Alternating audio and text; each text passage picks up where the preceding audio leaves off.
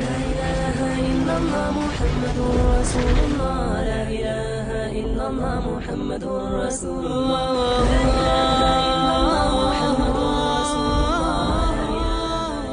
May Allah subhanahu wa ta'ala grant us all goodness. I have a lot to say. There was something I'd want to say about the parrot. Am I right? I think I did say it, but I'm not so sure. It was in the UK the last time I was here, but I'm not so sure where. So I will make mention of it. It's just a joke, to show you that in Islam we're also allowed to joke.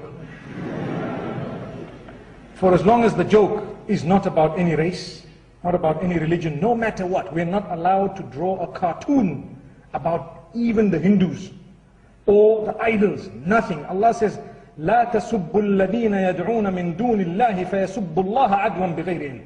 Don't ever mock at anyone worshipping gods and deities besides Allah. Those who are far astray, don't mock about their beliefs, never, because it will invite them to mock at your faith, at your expense, without knowledge.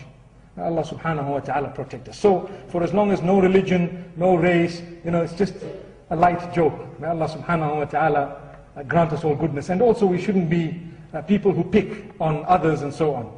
They say, or it is said, and this is a joke, that there was a parrot that could speak. And this joke, before I start, I must make mention, it's not against women, but it's against people who have pride in them, arrogance, haughtiness. According to us in Islam, even your surroundings can pick that up. Your surroundings bear witness for you or against you on the day of judgment. And these surroundings, amazingly, they pick up. They are either in harmony with you or against you. That's why you feel very claustrophobic sometimes and you feel very uneasy, maybe because your spirituality is not, for example, at peace with the surroundings. If a spiritual person was to enter a nightclub, they wouldn't feel easy there. They would feel very, very, And the same applies if a person who has absolutely no spirituality, half drunk, wants to walk into the masjid, they wouldn't feel very easy there, although under certain conditions they might also experience the blessings of Allah there.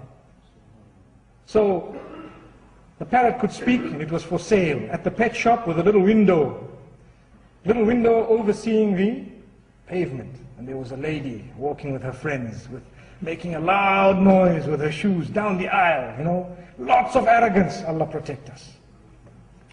And the bird says, hey you, hey you. So everybody looks, where did this come from? They turned around and says, oh, this comes from this bird. Wow, you can talk. He says, yes.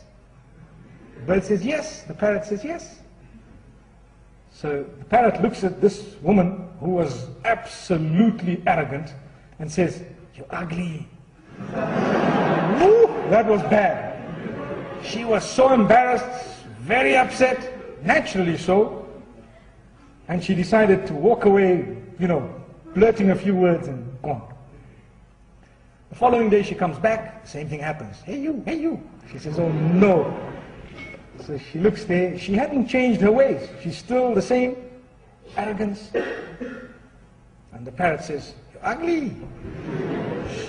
She decided, no, I'm going into this shop and I'm waiting for it to open and I want to take these guys to court. So she goes in and she starts tackling the owner.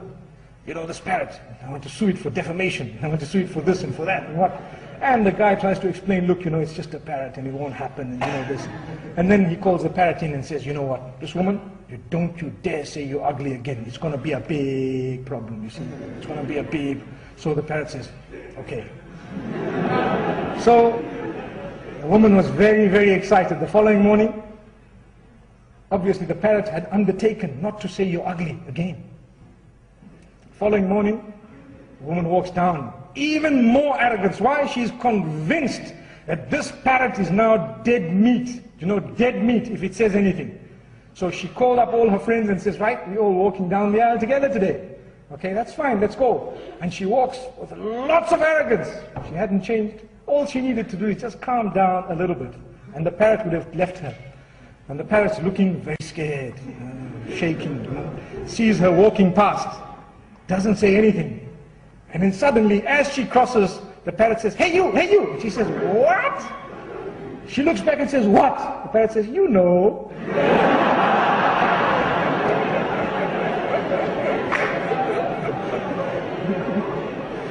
So the moral of the story is, for as long as you don't leave arrogance, you're not going to solve the problem. It will still, and people, even if they don't tell you that, they know it.